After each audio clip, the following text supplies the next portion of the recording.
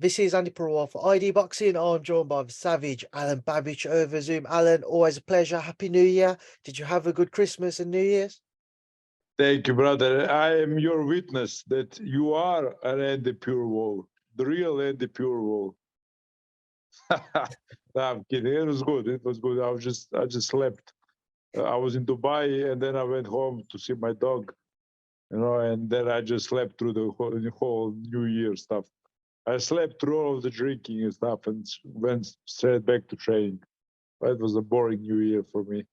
Alan, there's nothing wrong with sleep. But obviously you mentioned being out in Dubai. I saw a photo of you with Lawrence Okolie. Did you share some rounds in sparring with him? No, we shared not some rounds. We did 10 rounds, 2 times, like whole fight, and then we did 6 rounds, 4 rounds. We did a lot of rounds, maybe more than 30. It was very good camp, very, very good camp, very, very good for both of us. It was amazing sparring. I rate Lawrence Okolie really high on my sparring partner list, and I sparred them all. I sparred them all. I was about to say Yeah, I look at myself as a sparring partner first, then a fighter. I love these sparring camps. It's my first love, the sparring.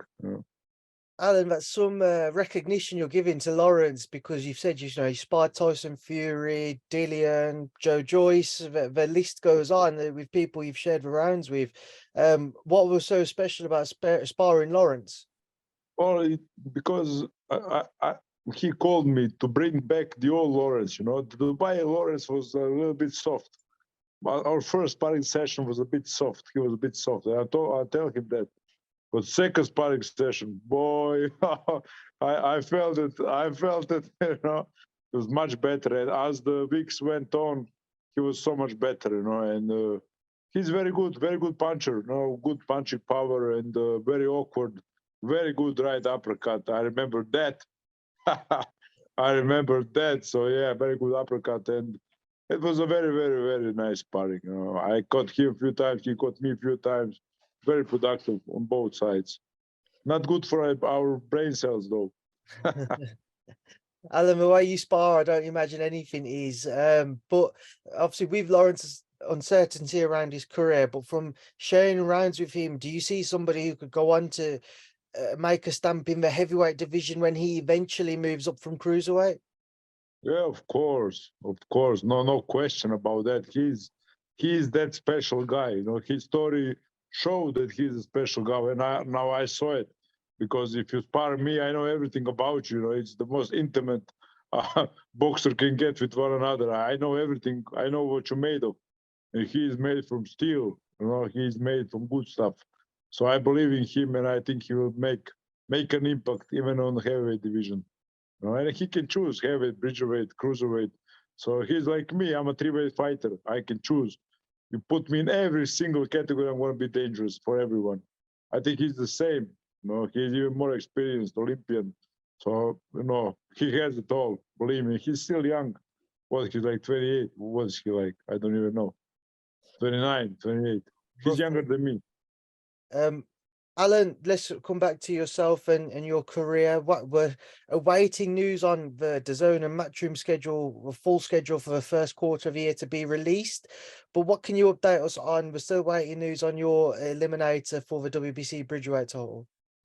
Yeah, it was a shit situation, really, really shit situation, because I've been out of the ring for more than half a year, and that is terrible, because right now, I'm in that killer mindset, and I tell that to everybody, give me fights now, don't wait, because I'm going to give you entertainment, I'm going to give you knockouts.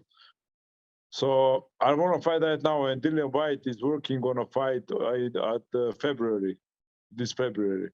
So I said, okay, let's do it, because it's shit, because I wanted to fight last year. I fought only once the whole year, so I don't like it, but I moved up. Obviously, I'm now silver champ at WBC, so my fight has to be ordered, it has to be negotiated, blah, blah, blah, all the boring stuff. So I went through all of the boring stuff, and I think me and Ryad Merhy guy are going to fight for the title, because Rivas is out of boxing. He retired. So I think there's not nobody left. I am the silver champ, so I have the tips. I have the first pick on new champion, whoever he is, to fight the guy for the vacant title. So Alan, just on that note, you've mentioned obviously being out in February. Will it be Ryad Merhy then, or were you looking elsewhere just to keep yourself active and then revisit the Merhy fight for the Bridgerweight title? well, yeah, I put everything on hold because of that Ryad Merhy guy, because of that Bridgerweight title. But it's getting on my last nerve, And if the February fight doesn't happen for the title, then I'm not gonna wait for nobody else. I'm gonna say, give me any single fight you want. Give me anything. Give me 3 weights: cruiserweight, Bridgerweight, heavyweight. Give me any single fight. Anybody who wanna fight me. The bigger, the better. The stronger, the better. The better ranking, the better. So I'm really easy to negotiate with. Really easy. Me and my team. So we are waiting for this fight. I hope it's gonna be. If it be for the title, it's gonna be all worth it, If not, then we blew like half a year. For half of my best years in boxing, we blew away. So I'm gonna be upset. Alan, That's the reason. I've seen some conflicting reports about his retirement. Is it definite as far as you're aware that Oscar has retired? I don't care about Oscar. I've been talking about Oscar for 1 year, so I don't really care if he's retired or not. I don't fucking care, not a single bit. I don't care what that man does, But I heard he's retired. I don't care if he is. He's not. It's the same. If I don't get a shot at the Bridgerweight, maybe what do you say, mandatory fight or a title fight, I'm out of Bridgerweight. Fuck you, Bridgerweight category, I spent my best half year of my life waiting for this stupid category, and I'm, like I said, I'm on my last nerve. I want to fight. I've been in training camp of Tyson Fury, Lawrence Okolie, Agus Makic. I've been doing boxing all the time, but with no fight. It's stupid. I gotta live out of something, bro. I can't live out of these camps. Stupid stuff, But I think Dillian Whyte is gonna manage a fight in February, Where do you think that most likely will be? Do you think we'll see you back up at heavyweight? You've obviously entertained the fans whenever you fought, but you've always entertained the fans, to be fair. Yeah. Well, I think it's gonna be this Bridgerweight, like I told you. I have this title fight in Bridgerweight. If it doesn't happen, of course it's gonna be heavyweight because it's the best category for me, and whatever, bro. Like it, whatever. 3-weight fighter. Fuck you all. 3-weight fighter. Fuck you all. I'm gonna fight all the champions at the same night. So fuck it, I don't really care anything. Just give me the fight, just talk. I hate talking. I gotta do it. What's Merhy and his team had to say, Alan? Have they said they're open to the fight in February? Yeah, of course. They said first day after they announced, WBC announced our fight, they say yes, we take it. And I said yes, the same minute, the same hour of them. So let's see what was. Like I said, it's shit situation. So what can I tell you more? I'm waiting the same as you. I know the same as you know. I don't know nothing else that an average fan knows.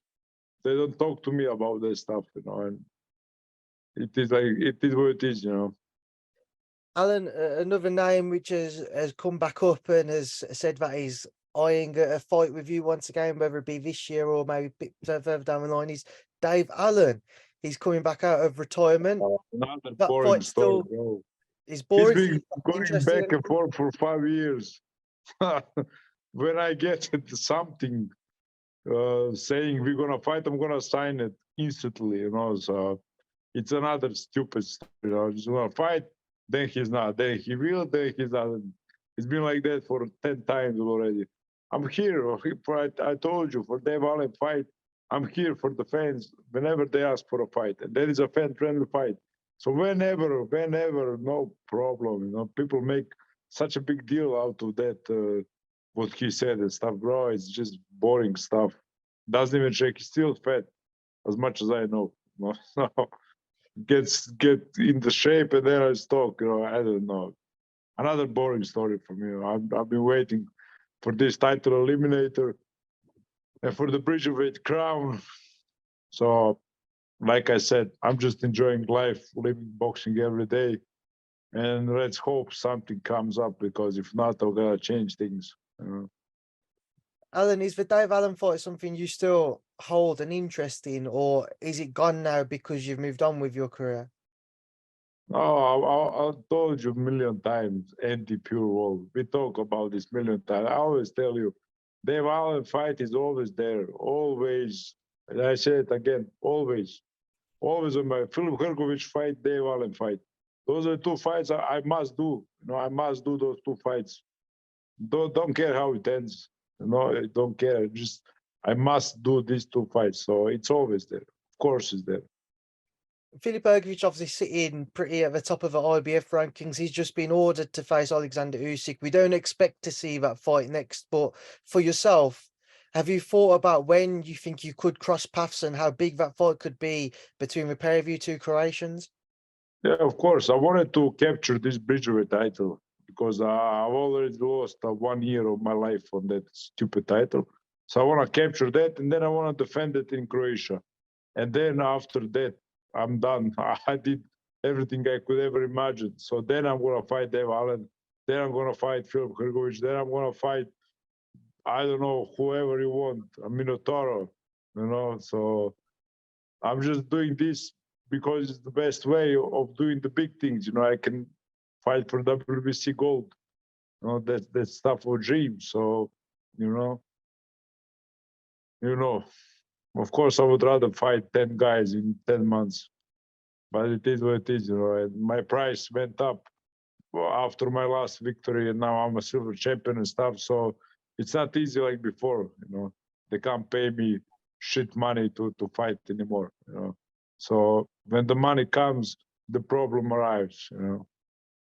I know you're eyeing that the potential Dave Allen fight for yourself, but Dave Allen also said that he wants a crack at a British title currently held by your friend Fabio Wardley. What would be your thoughts if Fabio was to end up fighting Dave Allen? Well, if I don't finish Dave Allen, then Fabio will. I don't see. Fabio is a very strange boxer, no amateur pedigree and stuff, but he just knocks out everybody in 2 rounds. You can't go around it. You can never go around Fabio Wardley. It's crazy guy. Guy's crazy. At first, I also thought, he has no amateur experience. He's not gonna go far.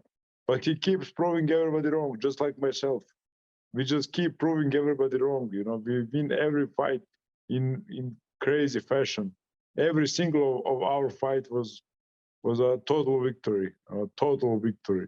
So I think that would also be a total victory for Fabio Wardley, because I'm never going to count Fabio Wardley off. I'm an underdog. He's an underdog, so I'm never going to count him off. And I think he will do amazing things.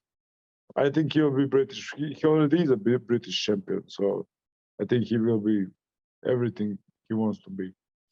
Alen, moving forwards, you mentioned your manager earlier on, Dillian White. It was a lot of talk that he'll rematch Anthony Joshua this year. What are your thoughts if we do see them share the ring again? It's kind of a crossroads vote for both, because whoever wins can try and get back towards the top. Whoever loses, you would imagine that's maybe the end for them and their heavyweight ambitions. Yeah, well, Dillian has that kind of mindset for every next fight of his. He always said it's a do or die for me. He said for the last fight against Franklin also, if I don't win this, I'm done. I know it. So he has that mindset, and it's a very dangerous mindset. If you push animal to a corner, he's gonna bite. And Dillian White can bite. So he's a ticking bomb for anybody. And if you get on his wrong side, you're gonna be fucked. That's the. So I see that fight going, Joshua boxing and Dillian feeling like he's in the corner, and then Dillian snaps, and all hell breaks loose. And you didn't see that kind of Dillian for over a year now. I don't think we saw the real Dillian for the last few fights. I don't think that was his best performance. So he still have that in himself. Waiting, lurking somewhere. For somebody like Joshua, who's also a great fighter. So, no, very good fight. Very good fight. I think they are on the perfect times in their career to meet. You know? You mentioned we haven't seen that side to Dillian. Obviously, against Jermaine Franklin, we never really saw that side either. We did him a build-up, but we never saw it on fight night. We saw him kind of look to box a bit more. On that note, do you think we need to see him be more aggressive moving forwards, and especially if he was to face Anthony Joshua? Well, of course, like I told him for the second Povetkin fight, you gotta kill him. You gotta kill the guy, bro. Don't box Olympic champion. Joshua is also Olympic champion.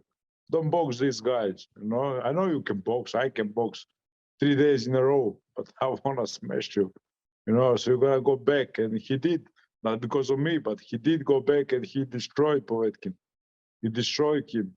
So I don't think he should box Anthony Joshua because Joshua is more accomplished amateur. Although he lost to Dillian in the amateurs, but I think Joshua is more accomplished amateur. So don't box him. Just destroy the guy. You know, bring that Dillian back. You know, I always call for that Dillian. I love Dillian from the beginning of his career. He was so wild. You never know the punches were coming from. You know, so I'm still waiting for the Dillian to come back and to call me into his camp. Then I will know he's for sure. I miss our sparrings. I miss our sparring. We did hundreds of rounds. It's crazy. I can't Alan, wait to do more. after Fury Chisora 3, we saw somewhat of a three-way face-off between Joe Joyce, Tyson Fury, and Alexander Usyk. Tyson Fury said if for whatever reason he doesn't face Alexander Usyk next, he'll face Joe Joyce. You've sparred both Joe and Tyson. If we were to see that, it'd be a terrific fight. Do you think we'd see Joe Joyce overcome Tyson? Oh, it's crazy fight. And I think Tyson is a madman. He really is. He's one of my favorites personas. You know, he's true. I was in his camp for 1 month, and he was so good to me and gave me everything. And he's a true persona. And I think Joe Joyce is not persona, not even close, like Tyson Fury. But Joe Joyce is, in my opinion, more dangerous guy right now. I think Joe Joyce is more dangerous. I think Tyson Fury is more spent. You know, he also said his arms hurts, his elbows, everything. You know, he's fucked. In his own words, I think Joe Joyce is that kind of juggernaut. He just doesn't feel pain. Something like myself. He just doesn't feel pain. He just goes on, and I don't know if that is smart for Tyson Fury fight. I think that's the toughest fight Tyson Fury can have in the whole world, in all the divisions. I think that's the toughest fight. But I will never count Tyson Fury off. God forbid, he's the champion. He's the lineal champion and everything. And you know that's not for nothing. You know, so he's gonna call me to spar him for that camp also. So that shows how serious he is. He wants that work. You know, we work hard. We did 6-8 rounds. We work hard, you know, and he loves it. And he do 4 sparring sessions a week. So nobody does that. I respect that, and I love that. I come from that kind of background, sparring every day. So you know, but you know, yeah, I think Tyson beats Usyk. I think Tyson is the only guy who beats Usyk because he's so awkward and so big. I think he's just too awkward. He has judges on his side because he is the champ and everything. But I think Joyce is the toughest fight for Tyson. And I think Joyce will also beat Usyk. So I think those are the two of the top guys in the heavyweight divisions right now. Right, Alan, we will leave it there now because I know you're about to shoot off for training. So thank you for speaking to me in ID Boxing. I'll speak to you again soon. Thank you, my brother. Peace. Always a pleasure.